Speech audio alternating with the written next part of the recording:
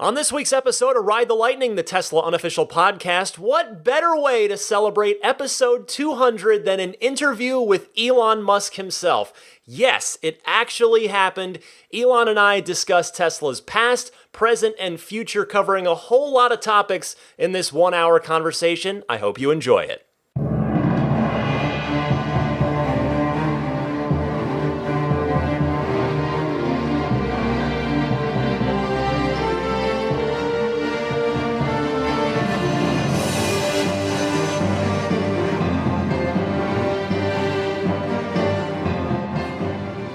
So I'm here at Tesla in Palo Alto at their corporate headquarters with the one and only Elon Musk. Elon, thank you so much for being here. Oh, you're welcome. So I've got so much to ask you. I know I don't have all day. I've always wanted to know the Model S. When in the process of the Model S did you know that you had something special? Was it on paper, you just knew, or was it not till it got out into the world, into customers' hands, or somewhere in between? Sure. And I apologize if it takes me a moment to kind of get into things because by the end of the day, my mind is like loaded up with so much stuff. I understand. It takes like just a moment to kind of like unload. So I guess when we unveiled it, the Model S we designed in the corner of the rocket factory. So we didn't have a design studio at the time, and I tried various outside design houses and nothing good came of that. So I was fortunate enough to encounter Franz von Holzhausen, just a referral from a friend. And Franz came to the opening of the first Tesla store, the one in LA. Yeah. And we had like quite a good party, I think, at the opening. And Franz thought it was a good vibe, and he and I got along really well. So he decided to leave Mazda and join Tesla, which was a very risky move at the time. Oh, at the time, sure. He was in Mazda, doing quite well for himself, I'm sure. Yeah. So then we literally just put a tent in the far corner of the rocket factory, the SpaceX rocket factory, and put together a small crew and started sculpting the Model S. And the requirements were pretty extreme because we wanted it to be something special. So we wanted something that had more cargo space than any other sedan. Right. That could seat 5 adults and 2 kids, because I have 5 kids. So kind of wanted executive privilege there. Yeah, I wanted to be able to carry 7 people plus luggage in the front. So we had the front trunk. And then to have great performance, so great handling, great acceleration, and just a beautiful silhouette, long range. So we wanted to be at least 250 miles, and we ended up being a little 265, as I remember. Yeah, exactly. Wow, yeah, that's right. Exactly. When you do a podcast about your company every week, you soak up all the information. Yeah, absolutely. So, so when did you? So you knew right away that this was going to work and this was going to be something transformative. Oh no, I didn't know it would work. I didn't know it would work. I just designed what I thought would be the perfect car for me, actually. Yeah. And I think this is generally a good approach to if you're going to design something and create a product. It's very difficult to infer what others would love, but you know what you love. And so if you make something that you love, and then hopefully you're not unique in the world, then others will like it too. Yeah. We're going through the same thing. We went through the same thing with the Model X and the Model 3 and Y, and now the pickup truck is, first with the pickup truck, we were like, that was just like showing basically just different versions, very similar versions to pickup trucks that already exist. And I was like, guys, do you love this? And like, no, actually you don't love it. But we think truck buyers might. I'm like, that doesn't work that way. You just can't build a product that you actually might fall in love with by trying to imagine what somebody else would love. That doesn't work. Right. So with Model S and with Roadster, I did most of the design work personally for the original Roadster. Wow. I got a design award from a couple design awards actually. I got an honorary PhD from Pasadena School of Art, the art school. So from that, but it's actually relatively easy to design a sports car. It's hard to design a sedan that looks good. A sports car, the natural dimensions are quite, they're sort of like model dimensions. Yeah, and you don't need to be practical really in a sports car. You don't need to be practical. Yeah. No. You can be long and low, and that just makes it look good automatically. Yeah. And sleek lines, and you don't have to have lots of cargo space and that kind of thing. It's hard to design a good sedan. And I tried at first, but I did not succeed. And then that's why I decided to ask Franz to join Tesla, and then the two of us worked on this. But it was just really trying to make something that I was sure that I would love. Yeah. And then hopefully others would love it too. Could you have foreseen the impact that the Model S was going to have on the world from the Motor Trend Car of the Year award on down to the influence it's had? I was actually always like fairly pessimistic about the outcome of Tesla all the way from the beginning. I thought that right from the beginning, when it was just like basically sort of kind of five of us, like I thought, maybe 10% chance of success. Yeah. And we came very close to failing many times. So I never really thought before it actually happened that it would be that successful. Was there a moment where you just started seeing them on the road every day on your commute where you thought, I think we did this? Yeah, I saw that with the Roadster, original Roadster, and then with the Model S. Well, the original Roadster was pretty rare. Yeah. The Model S, it was quite trippy to see someone in a Model S who was not, I didn't know. That means they actually like bought the car and I didn't know who they are. Yeah, I guess if I put myself in your shoes, that totally makes sense. Yeah, it's a great honor that somebody would part with their hard-earned money to buy our car instead of somebody else, some other car. What do you think when you see Model 3s out now? Because around the Bay Area and certainly LA, where you spend the bulk of your time in those two places, they're extraordinarily common. You can really throw a rock in traffic and hit one. So do you feel like we've done it, or do you think they're not all Teslas, I'm not done yet? It's a pretty small percentage of the cars on the road in California that are Teslas, even in the Bay Area and LA. Number 2 selling car in California, though. Of new April. Cars, yes. Yes. So it's progress. Is that the Model 3? The 3, yeah. Probably number 1 by dollar volume. It was. Okay. Yes. Yeah. That's cool. But for every new car that's bought, there's something on the order of 15 older cars. So even if we had 100% of all cars sold, it would take 15 years to replace the fleet. Right. And really 20 years if you go beyond the U.S. So average life of a car is about 20 years. Actually, I think there's just a shocking number of cars that are not Teslas, even in our hometown. So there's clearly a lot of opportunity.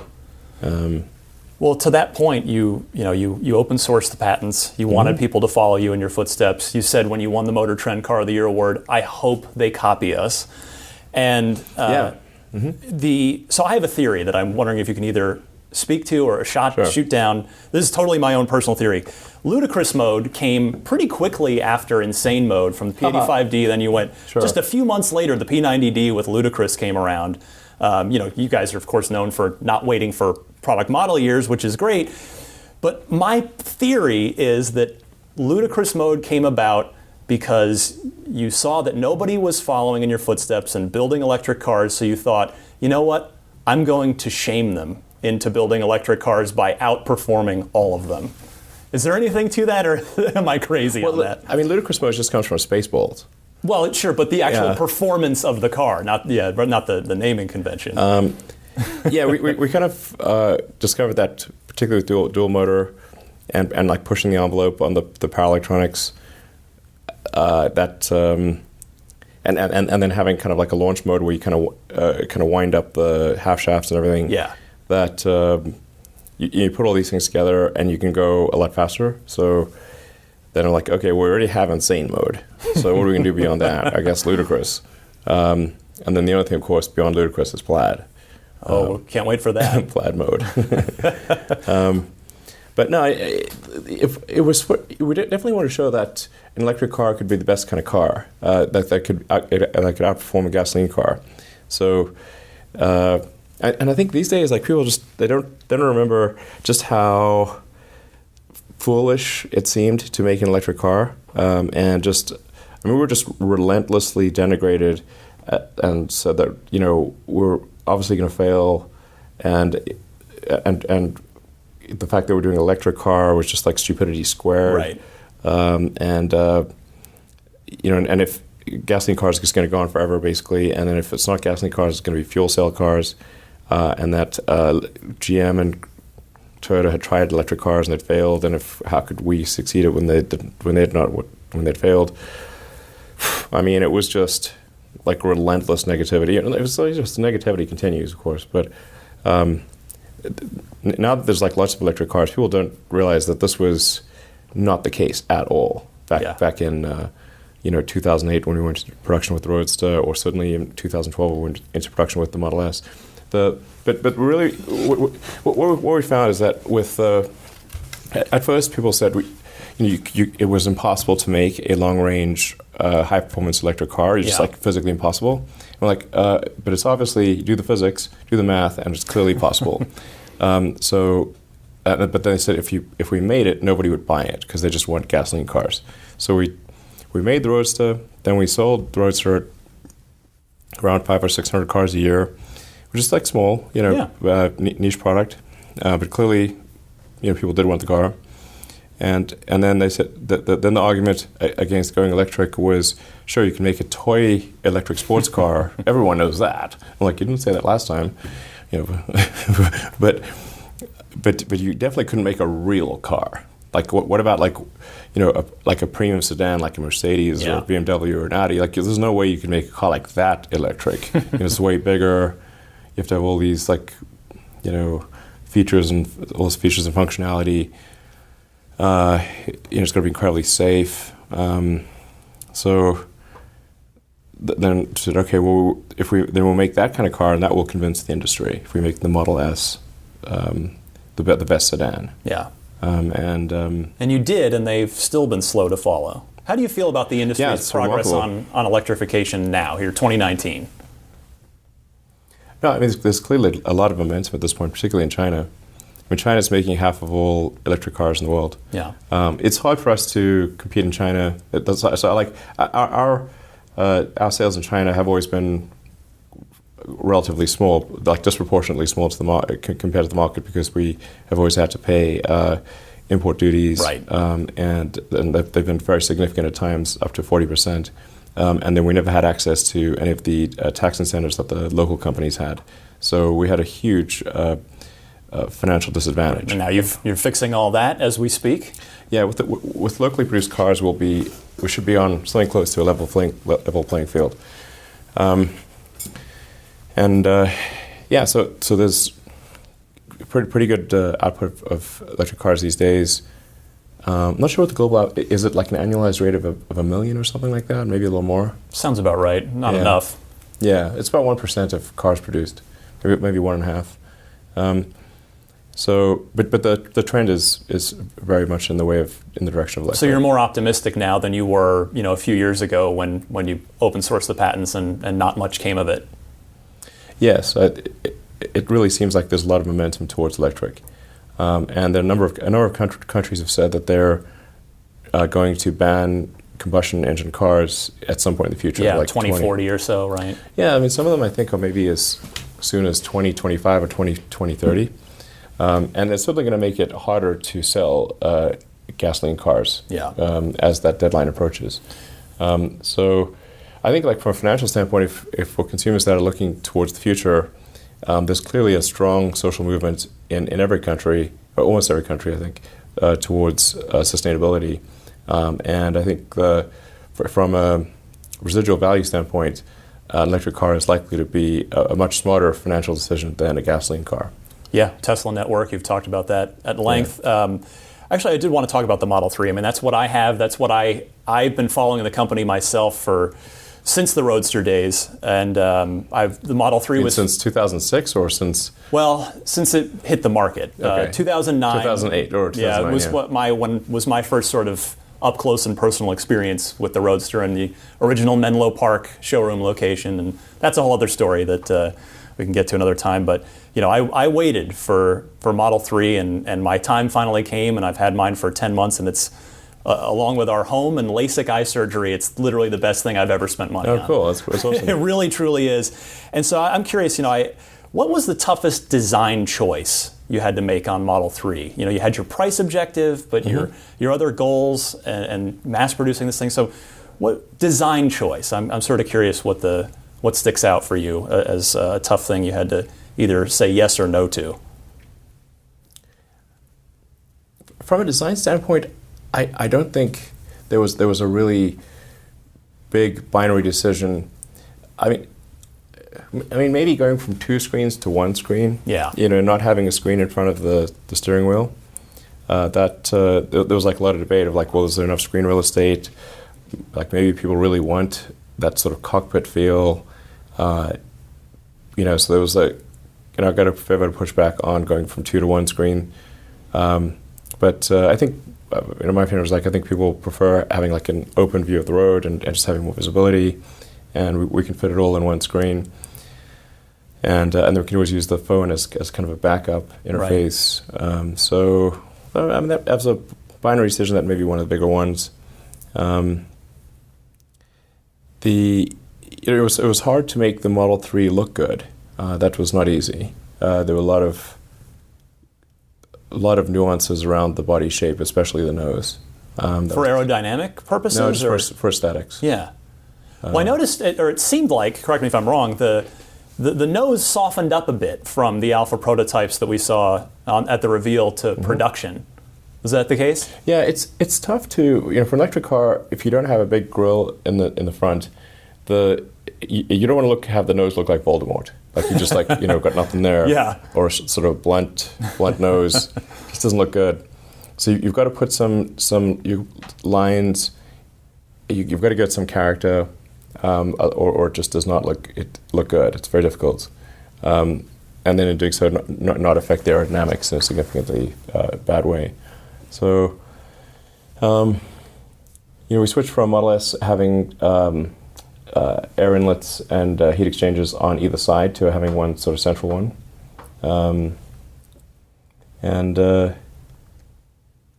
then with the width, we changed from 195 centimeters to 185 centimeters from S to 3. Right. Went down by 10 centimeters, which was actually a design decision driven by Japan, because the parking machines in Japan go from 185 centimeters to 195 centimeters. I didn't know that. Yeah, and we initially made the mistake of certifying the Model S as 196 centimeters because we wanted to just go on the side of being too big. Sure. It was actually technically 195.4 or something like that.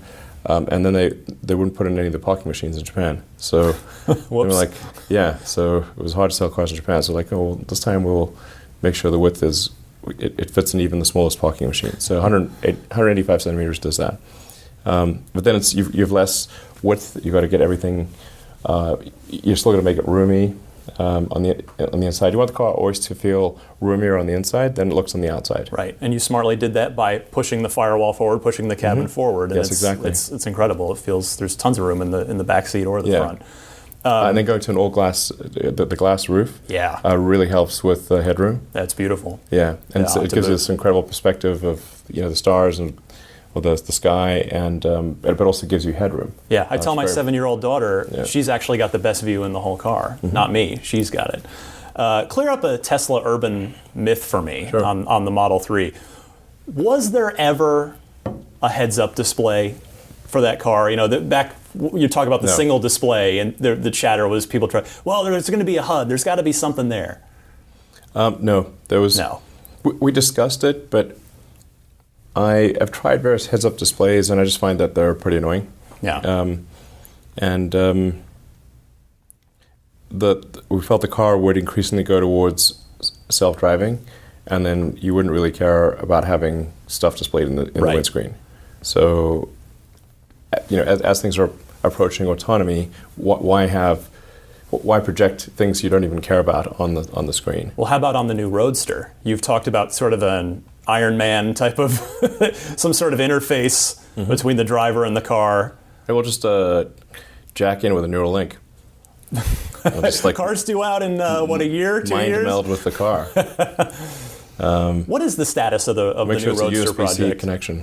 You've displayed the new Roadster at a couple of your the Autonomy Day and a couple of things, but you've conspicuously you've not mentioned it when sort of talking about the roadmap for the next couple of years. What is going on with the new Roadster? The new Roadster is kind of dessert. It's not.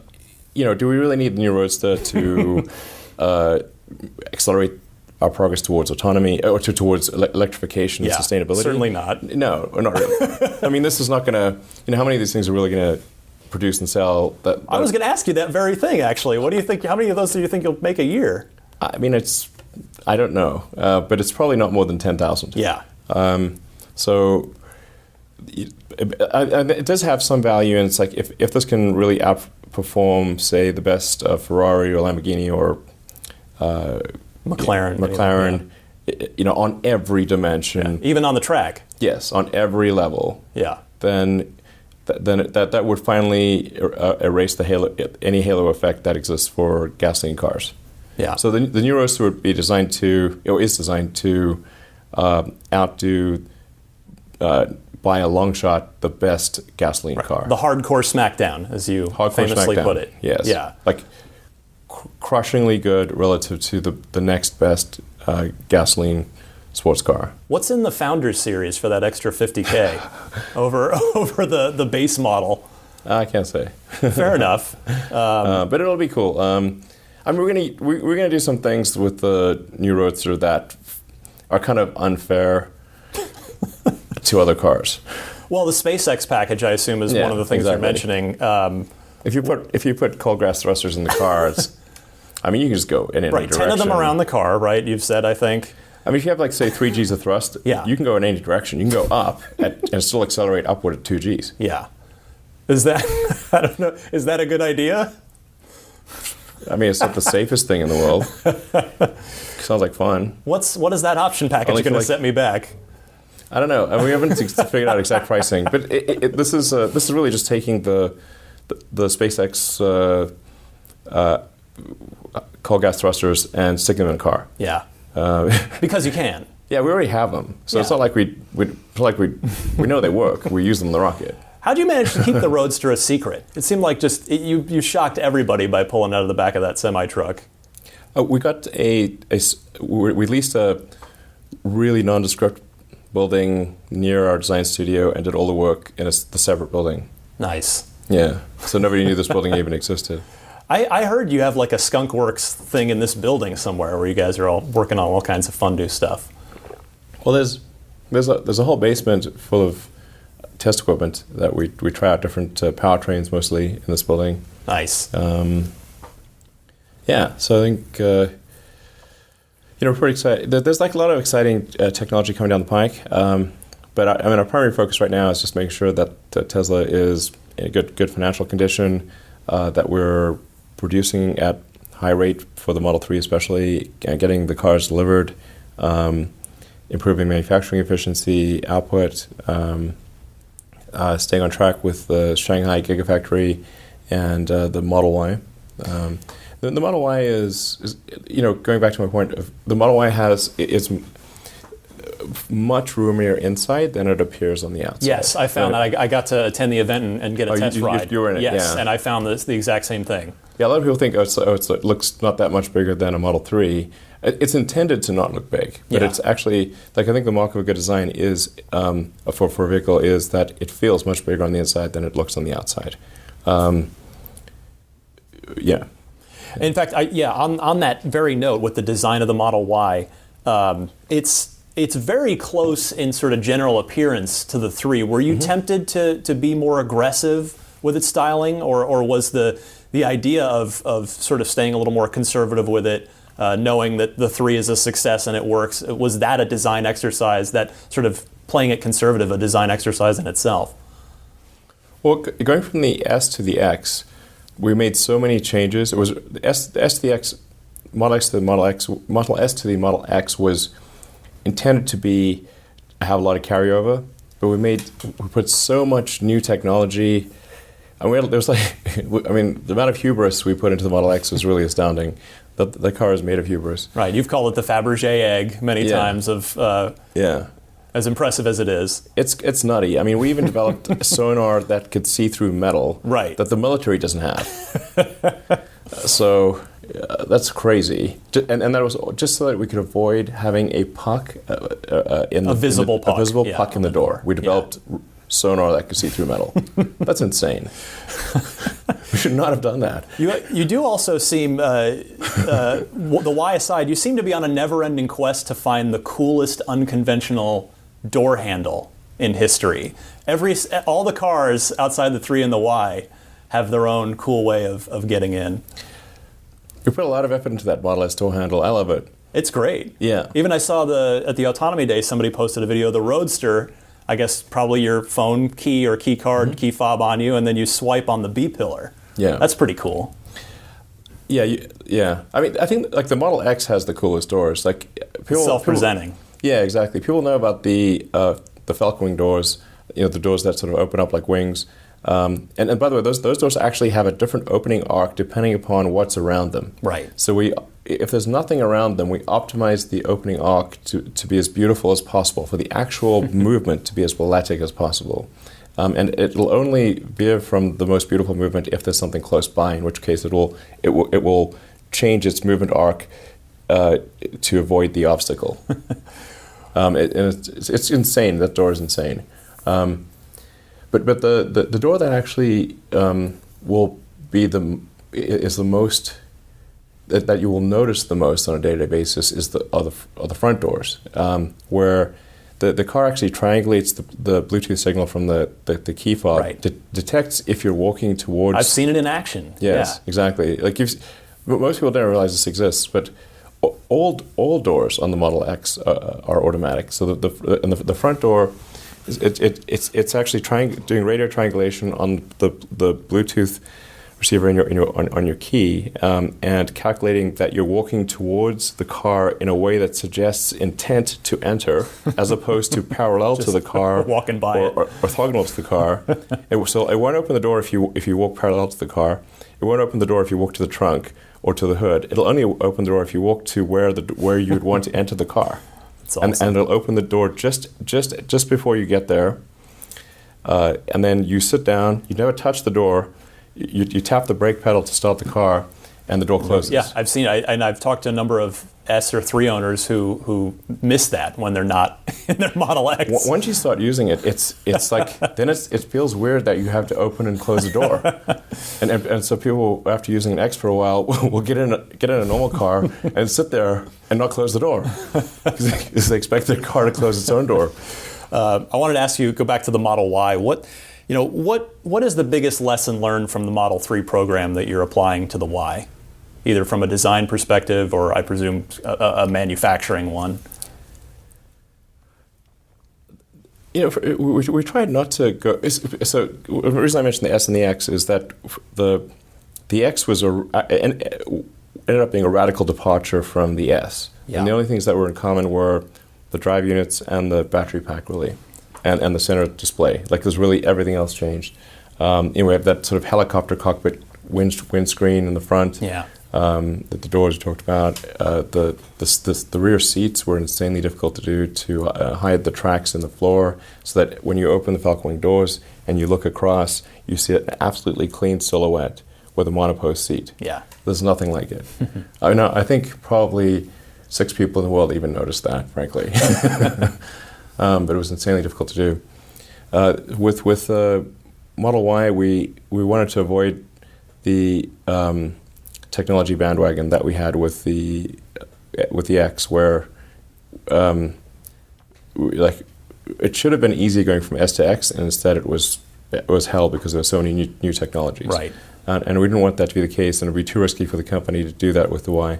So we've tried to make the car as similar to the 3 as possible, except to the degree that a change is necessary to achieve SUV functionality. Yeah. So you need to be able to sit 7 people and have a higher ride height, more cargo capacity, while still having a low drag coefficient and not increasing the frontal area too much, and so that the range. So basically, CDA, drag coefficient times frontal area, and mass are close enough to the 3 that the range is only affected by, let's say, the weight, 8 to 10% or something like that. Yeah. The CDA is worse with the Y because the cross sectional area is higher. Right, makes sense. Bigger. So there are some manufacturing improvements for the Y. The rear underbody, we're moving to an aluminum casting instead of a series of stamped steel and aluminum pieces. But it drops from initially it will be 2 castings, and it'll go from 70 parts to 2, and then 70 parts to 2 plus joiners, so 4. And then it'll go, when we get the big casting machine, it'll go from 70 parts to 1. Wow. With a reduction in weight and an improvement in MBH and a reduction in cost and a significant drop in the capital expenditure required for all the robots that would otherwise be necessary to put those 70 parts together. How is the Y project going? It's going great. Yeah. Are you happy with smooth sailing? Are you happy with the sort of reaction to its reveal a few months ago? Yeah, I mean I intentionally didn't go all out with the Model Y reveal because I didn't want to convince people to buy a Y instead of a 3. Yeah. So, if everyone just decided, okay, we'll just buy a Y instead of a 3, then we wouldn't have any customers and there would never be a Y. Right. Because nobody, how would we float? We wouldn't be able to float the company. So, so I was like, I was kind of like medium in presenting the Y. But I think when people get it, the reaction will be better than they think. So, and it's really just like if you want an SUV and are prepared to accept a slight cost increase and a slight range decrease, then that's great. The advantage of a sedan is it's going to cost a little bit less and it'll have a little more range. Right. And so it just kind of depends on whether you want a sedan or want an SUV. What's been your thought process on where to build it? Because the last couple of earnings calls, you seemed, you didn't make any guarantees, but you seemed to say, well, I think we're probably going to look at building this at the Gigafactory. And then on the last conference call, the last earnings call, you said you were maybe leaning more towards finding some room in Fremont to do it. So is there sort of just curious sort of your thought process. I'm sure there are pluses and minuses to doing it in either location. Yeah, we could do it in either location. The long lead items for Model Y are mostly the tools for stamping. So like the body side outer tools are the long lead items. So there's whether we put it in Fremont or in Nevada at Gigas, we have more time to decide that versus the amount of time it takes to machine these giant stamping tools. Right. That's the gating factor on timing. And right now, our default plan actually is to produce the Y at Fremont. And I was skeptical about whether this made sense at first, but my team convinced me that this is actually the fastest way to get to volume production is to do the Y at Fremont. I guess especially when you're sharing 75% of the parts, it makes sense to have them all under one roof. Yes. There's some pros to doing it at Giga as well, because we don't have to transport the drive units and the battery pack and the chargers we can just make them right there. And labor, just the cost of living is less in Nevada. Sure. So you can have the same standard of living for less money in Nevada than in California, or especially the Bay Area. So fundamentally, cost of living here is on the high side, so that's why it was a little counterintuitive. But and it's not a totally clear-cut decision, but we're optimizing for speed of execution, and on balance, it seemed like we could get things done faster if we did it in Fremont. Makes sense. Yeah, and part of it is like I was like skeptical at first, like where are we going to put this? You know, we had no, we had to put the GA4 in a tent. It was a very nice tent. You know, that's where my car was built. Yeah. Exactly. It's not like a Cub Scout tent. It's a structural tent. But we've actually found there's some warehouse space we were using for warehousing parts in the main factory, and then we can sort of append things to the western side of the factory, the highway side of the factory, and kind of use that wall and just kind of add things on there. So just sort of counterintuitive, but it does seem as though we have the room, and we can do so without disrupting the Model 3 production or S Next production. You've been having a lot of fun with software in the cars lately. We've seen the Tesla Atari game suite come around. You were talking on Twitter recently about your love of Portal and some of those games you'd like to see porting the Unreal Engine, Unity Engine, potentially into the cars. There's one other thing. We have Unity working. That's awesome. Yeah. I saw sort of we have like a beach buggy driving game. What's it called? Dune buggy or something like that. Yeah. So that's pretty fun. And then Cuphead we've got working. Really? Yeah. I know them. I know the developers in my day job. Yeah, I think they would be. Do they know that? Yeah, they've been helping us make it work. Yeah. Jared, the Moldenhauer family, they're wonderful. Yeah, it's a cool game. It's crazy. Great. It's insanely difficult. Yes, by design. By design, yes. Yeah. It's sadistically difficult. Yeah. Yeah, and you gotta I think they admit that, actually. You got to beat the devil. It's it's twisted plot. Yeah. Oh, yeah. Deal with the devil. It's dark. Right. Yeah, it's phenomenal. Yeah, it looks like some cute little Disney thing. You're like, this plot is very dark. Yeah.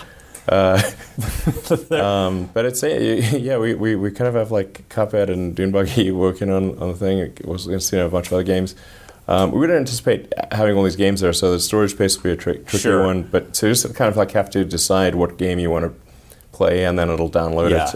And so if you want to play other games, you'll have to delete that one and load another one. Yeah. Well, on that note, I was actually watching an old presentation of yours recently, the open house, the Fremont open house from 2011, before the car shipped. You were showing off the UI to the original group of Model S reservation holders. And in there... 8 years ago, damn. Yeah, 8 years ago. And in there, you'll remember the original 1.0 of the Model S UI had a tab for apps. Ultimately, you never did anything with it. So I'm just sort of curious, you've been doing more with games, and we've seen so many amazing features just this year. I talk about it on my podcast all the time. Just in 2019 with Sentry Mode and all kinds of stuff. Is there any thought to maybe opening things up and having a curated app store like situation where people could write apps for the car as you had originally laid out? Well, in order for it to be worthwhile for somebody to write an app, there has to be enough of an install base to warrant the effort. Even if you're going to port something, it's still got to be kind of worth the effort. Yeah. So as the number of vehicles grows, and you need to have a consistent platform as well. So as the number of vehicles grows, then it starts to potentially make more sense to develop games or other applications for Tesla. But we just need a lot of cars. Like if we have millions of cars, then it starts like, okay, that could kind of make sense. Sure. Especially since the center screen is an Intel platform, and it just runs Linux basically. So if you have something that runs Linux, Intel Linux, then and it works on a touchscreen, then you don't have to do much work to port it. So But I think there's not much point in us putting a massive amount of effort into an app store until the number of vehicles is higher. So I think for now, what makes sense is to just work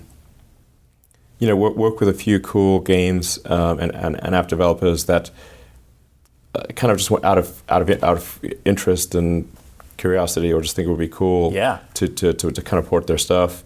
There's no money in it right now. You can't compete with whatever. There's like 500 million iPhones or something, right. Or a billion Android devices, or that's like we're orders of magnitude away from that.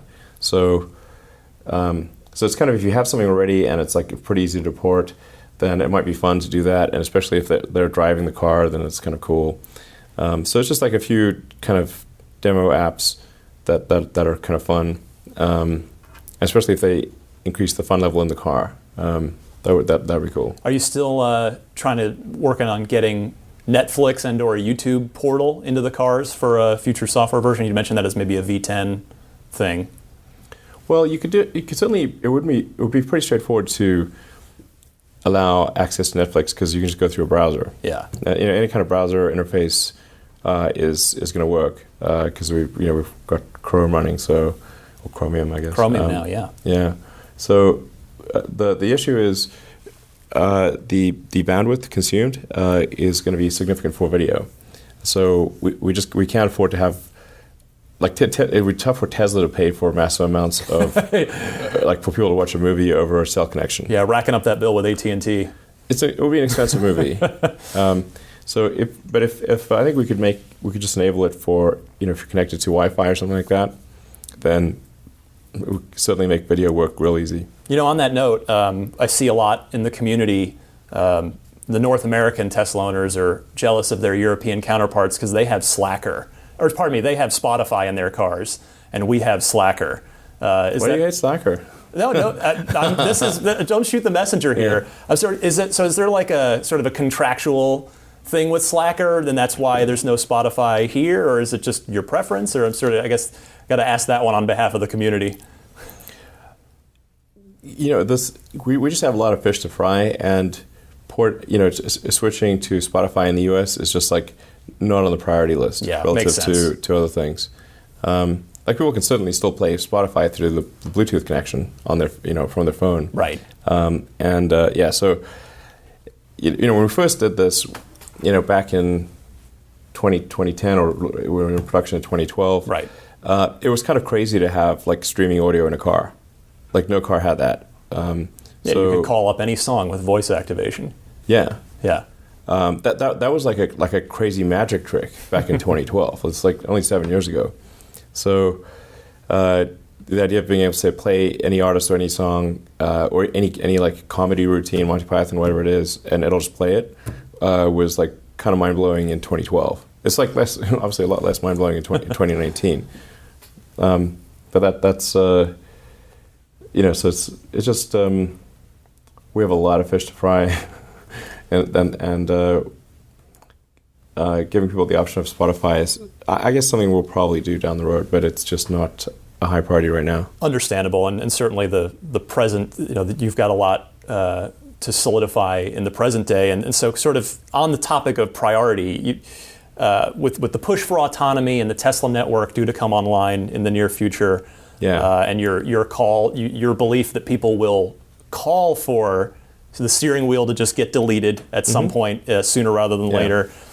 I'm sort of curious about how you think of you've talked a lot about Tesla as the most exciting product lineup in the world, and I, as a Tesla owner and enthusiast, certainly don't disagree. From a product roadmap standpoint, I think it's hard pressed to think of what would be second or third. I think Tesla's got the best, like the most exciting product lineup by a long shot of any company that has publicly announced anything. So with that in mind, but with the autonomous future on the way that you guys are working so hard to deliver, is something like an even cheaper, more affordable, Model 4, quote unquote, like a compact sedan, is something like that even in the roadmap, or do you think autonomy will not even cause a need for that? Autonomy is for sure the priority. Just a car becomes dramatically more valuable when autonomous versus not. It probably increases. I think it increases in value by, maybe a factor of 5 or something crazy. Or just think of if you can earn $30,000 a year from a car, and say even like a Model S, financing payment might be $1,000 a month, so that'd be like $12,000. You could basically, make a pretty good return even on a Model S or a Model X. I guess I'm sort of curious about the balance between autonomous future and the ultimate goal of the company of just electrifying the world and advancing sustainable transport. I've seen in my own office, 3 of my coworkers have bought standard range plus models because there's just an incredible difference between a $40,000 Tesla and a $50,000 Tesla. Yes. So I'm sort of, do you want to keep going further down the roadmap and drive even lower cost cars to market? I mean, eventually, yes. It's not like we could make a $20,000 car and are just arbitrarily choosing not to because we hate people who buy $20,000 cars. We do not know how to make that. Certainly. For now. So, as I said in my the original sort of secret master plan, it's insanely difficult to make an electric car at a price at a price at the same level as a gasoline car and have the same features and functionality. Right. Gasoline cars have had trillions of dollars, literally trillions, and 150 years to refine internal combustion engine technology. In the 70s, it wasn't even obviously you could start your car. You go to a car and it's turn the key, it doesn't always start. That's today that would be super weird. Yeah. You have all these old movies where the murderer is chasing you with an axe and will the car start or not is a plot device. Yeah. I don't know, it might start. But there's all these vast amounts of R&D and tremendous scale economies have gone into making gasoline cars low cost. It's nutty how little they cost given how complicated they are. So it just takes time for electric cars to get there, and you say how many versions have gasoline cars been through? 20? I don't know, a lot. Yeah. And we're basically on, from a Tesla standpoint, we're version 3 of the technology. Yeah. So yeah, we had the Roadster, the SX platform, and the 3Y platform. Yeah. It's just that's only just version 3 really. So there's but with autonomy, I think that makes the economics of buying a car dramatically different. You can get sort of a Model 3 lease. You can lease it $400 a month, maybe finance it for $450 or $500 a month. And say okay, so that's basically maybe a little over $100 a week. And how many rides would you have to have an autonomous car give to make $100 in a week? Very few. Yeah. If it just spent a few hours giving rides, you've made your lease payment. So for a few hours per week, and so. Then who can't afford that? As long as you're willing to let your car do rides, anyone can afford it really. Yeah. And in fact, it would be a moneymaker. So instead of you could be like an Uber or Lyft driver driving one car, or you could be manage a fleet of cars, and where each of those cars is earning money for you. And you could manage 10 cars or 20 cars or something. And that's just going to be way better. And then you're sort of more like a shepherd tending a flock type of thing. You're not the sheep. So that seems like a way better thing to do than to always be driving the car. And so I think that's definitely what people will choose to do, is just operate a small fleet, and take care of the cars when they get a flat tire or need some service or something like that. Need to be cleaned out or taken care of in some way. So you just sort of manage your fleet, and then it's like a little business basically. You've been so excited about the pickup truck. I feel like you just can't wait to show that thing off. You snuck in the teaser at the Model Y event that we all missed before you put it out on Twitter later. It was way too subtle. I heard the noise and turned and missed it at the event, and everybody was like, "What was that?" But from everything you've said, I mean, this thing sounds nuts, because you've mentioned on Twitter like titanium components, some like cool suspension stuff with the weight, your load in the bed. So is it reasonable to expect that the pickup truck at first will sort of follow a more S and X like trajectory, or it might start off a little higher cost before maybe making your way down market with it? We don't want it to be really expensive. I think it's got to start at less than $50,000. It's got to be like $49,000 starting price max. And ideally less. Even 49. I think you just made a lot of people really happy who are interested in the truck by saying that. Yeah. It just can't be unaffordable. It's got to be something that's affordable. So now there'll be versions of the car that are more expensive, or truck that are more expensive, but you've got to be able to get a really great truck for $49,000 or less, and it's just got to have incredible functionality from a load carrying standpoint, look amazing, but it won't look like a normal truck. So it's going to look pretty sci-fi. That means it's not going to be for everyone. Like if somebody just wants to have a truck that just looks like trucks have looked for the last 20 years, then 30 years or 40 years, then this probably isn't for them. Yeah. But it's going to be a truck that is more capable than other trucks. Like it'll be a better truck than say an equivalent. The goal is be a better truck than an F-150 in terms of truck-like functionality, and be a better sports car than a standard 911. That's the aspiration. I like that. Yeah. I don't know if you're willing to help the internet out right now, or if we're just going to have to wait for the proper reveal, but in that teaser image, which end of the truck was that? The front. Okay. People were convinced either way. Sure.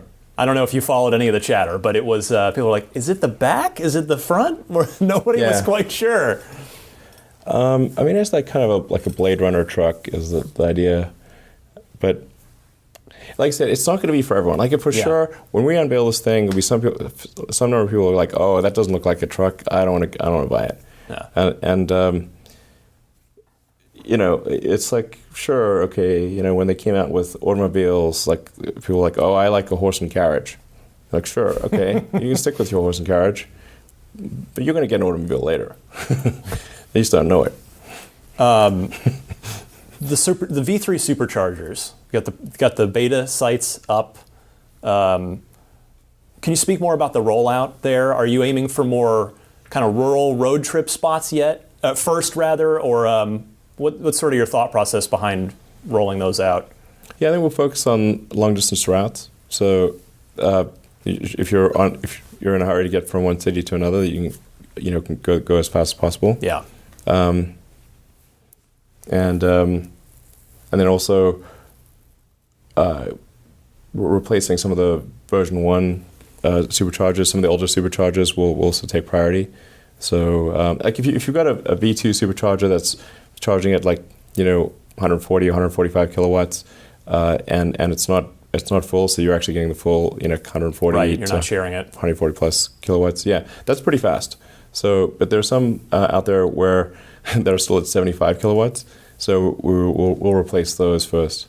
on long distance routes. So has anybody, you've kind of touched on this here and there, have any other manufacturers come to you about the supercharger network, about getting on there? Because you've said you're open to the idea. I think JB's commented on that too. But to me, that's the electrification in the industry is great. But if I'm going to buy a Chevy Bolt or an I-Pace, like, cool, it's awesome around town, but I can't really go anywhere in it. So, right. Nobody seems to be investing, or not enough maybe investment in the network. I know there are a few out there, right. But are you fielding calls there or what? Nobody's contacted me. So maybe they've contacted other people at the company and they haven't mentioned it to me, but none of the manufacturers have contacted me and said that they want to use it.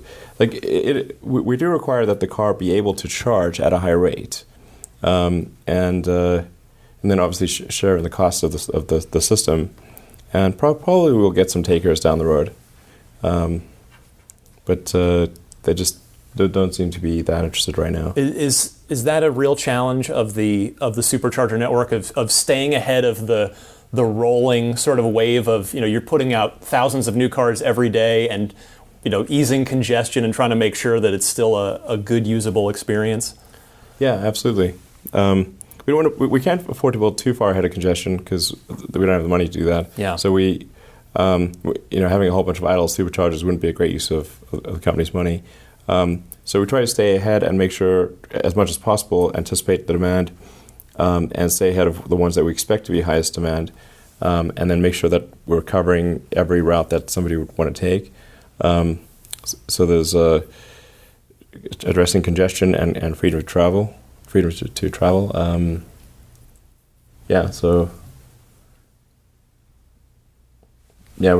in some cases we're a little slow because like a building permit doesn't come through or something like that. Like you can't just like expand these on instantly because there's a lot of, you have to get the utility and the building permits and everything to agree. So we built a lot of superchargers though. I mean, it's pretty nutty. You see that map in the lobby. In the lobby, it's awesome. It's crazy. It's like all over Europe, all over North America, all over China, Japan, Australia. The Semi is the one vehicle I haven't touched on yet. How much of the business do you, not like from a percentage numbers thing, but I'm sort of curious, do you see that as like a potentially massive part of Tesla's business, or is it sort of a let's just see how this goes kind of thing? No, I think the Semi will be a very big part of Tesla's business, as will the pickup truck. I mean, they're very important fundamental use cases. So I think like we've got to, at least have one, what we think is an amazing product in all of the key use cases. So, kind of full-size sedan, full-size SUV, mid-size sedan, mid-size SUV, pickup truck, and Semi for commercial trucking. These are very fundamental. But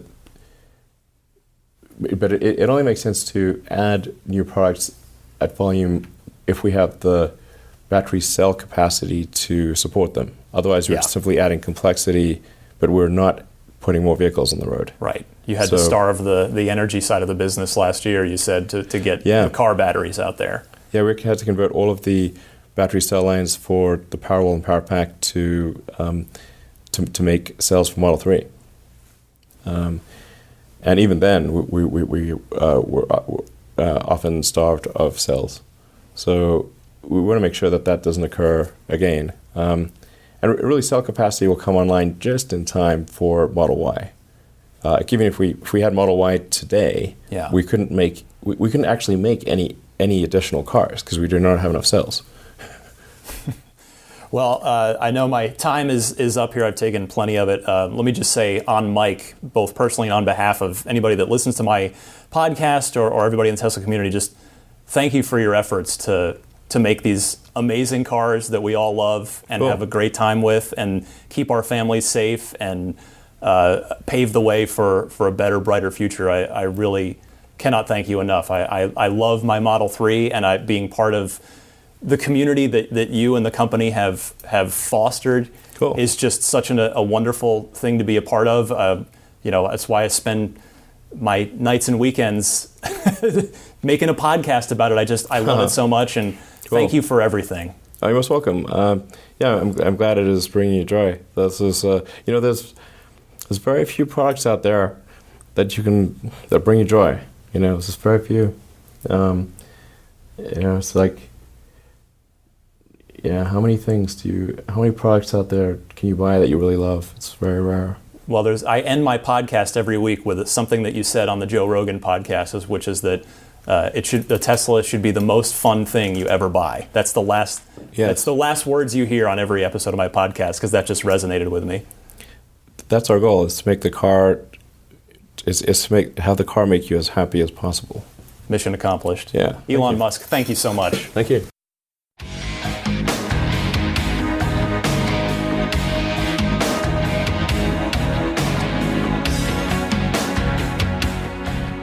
Well, there you have it. I still almost can't believe that actually happened here. I'm recording this part 24 hours later. So the interview, as you heard me in the intro there, took place at Tesla's corporate headquarters in Palo Alto, California. And it took place on Wednesday, May 29th, 2019 at about 8 p.m. That's why you heard Elon at the beginning there for context reference. Hey, it's the end of the day. He had to kind of reset his brain a little bit before getting into the interview. So it had been a long day for him. He was extremely gracious with his time and just to do that at all. So I want to thank Elon Musk one more time. That was just so generous of him and so kind to sit down with somebody from the community. And I'm humbled and grateful for the opportunity to get to do that. I interview people in my day job at IGN regularly. I interview game developers all the time, and I love that part of my job. It's actually my favorite part of my job. And getting to apply those skills, the interview skills and the passion I have for interviewing people, to Elon Musk after doing a podcast about Tesla every single week for the last almost 4 years now. It's just surreal. I'm just so humbled and grateful for the opportunity. I also want to thank Tesla's communications team and Elon's staff for a whole lot of emails and a whole lot of patience as we spent a lot of time, many months trying to put that together, and it finally happened. So I'm so grateful to them. And most of all, I want to thank, two people, a group of people and a specific person. I want to thank CJ Gibson. He is a friend of mine and a video producer at IGN. He volunteered his evening to come with me and be my audio producer. This was going to be an audio podcast, no video, but CJ is just such an expert. He had my recorder that I'd bought a new recorder just for this. Make sure I had a better one than I used to have before when I used to do the show on a recorder a couple years ago. And CJ just took care of all of the AV stuff so that I could focus on the interview and not have to worry about any of the technical stuff. So CJ, I owe you. I owe you a debt of gratitude. Thank you so much for everything. And then the other big thanks, honestly, goes out to everybody listening to this.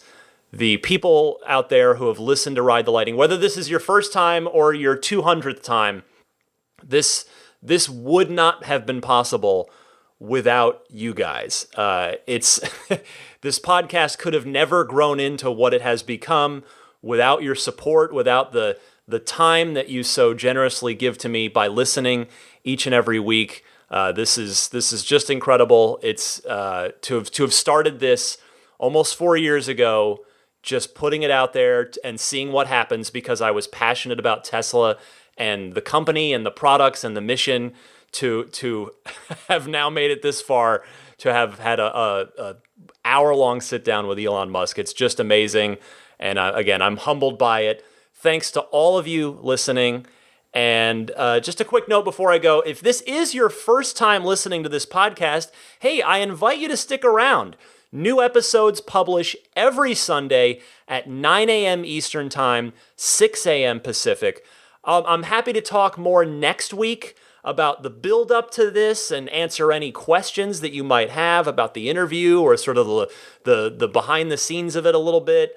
But until then, I'll let you go now and let the interview speak for itself this week. Thank you all for this incredible 200th episode. Elon, the Tesla team, CJ, all of you out there. Happy electric motoring to all of you, and I'll see you next week.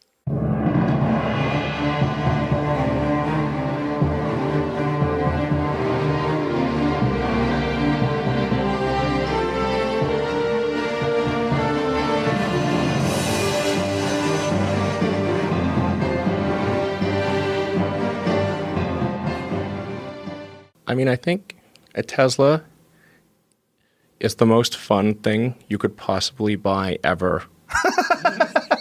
That's what it's meant to be. Well, our goal is to make it's not exactly a car. It's actually a thing to maximize enjoyment. Make it maximum fun.